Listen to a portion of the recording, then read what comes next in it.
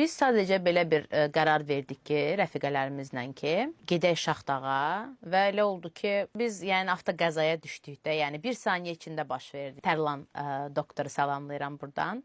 O sadəcə yolla gedirdi və görüb ki, avtoqəza keçirmişik. Yolun qırağında saxlayıb, gəlib köməyə və görüb ki, mən yerdəyəm və xatırlayıram ki, mən gözlərimi açanda üst belə yadımda deyildi. Sadəcə hiss eləyirdim ki, hansısa bir əl məndən tutub və ona deyirəm ki, bəs məni buraxma. Mən o an elə bildim ki, mən artıq o biri dünyadayam və mələkdir mənim əlimdən tutan.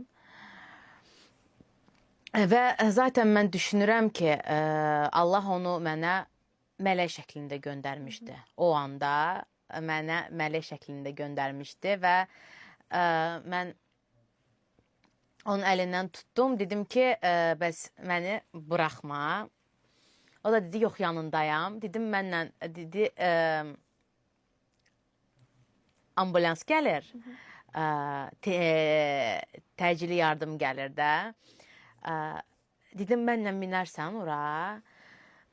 Dedim, məni tək buraxmadan nə olar?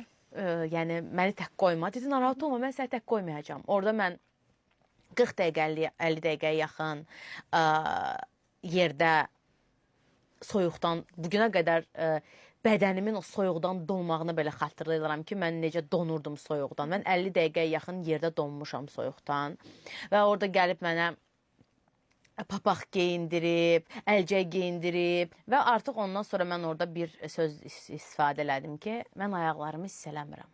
O sözü deyəndə mən artıq başa düşdülər ki, burada nəsə ciddi bir zədə var.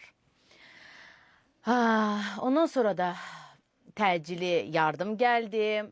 Məni qaldırdılar, apardılar və orada mənim ailəmə deyildi ki, vacib sürətdə əməliyyata qaldırılmalıdır. Çünki zamanına çox az qalıb.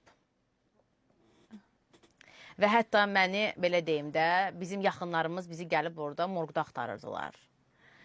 Kimisi bizi morqda axtarıb, kimisi gəlib görüb ki, mən bura qədər ağ prostinlə məni bura qədər örtüblər və elə biliblər ki, mən dünyamı dəyişmişəm. Amma sağ idim. Heç nə olmadı. Mən ümumiyyətlə maşından çıxmamışam. Mən lükdan uçmuşam. Mən lükü qırıb çıxmışam. 30 metrə məni tullayıb maşın. Mən lükdan çıxmışam və dedi ki, sənin bəxtin gətirib ki, sənin boynun qırılmayıb. Sənin boynun qırılsaydı, bizim heç 1% belə ümidimiz olmayacaq idi.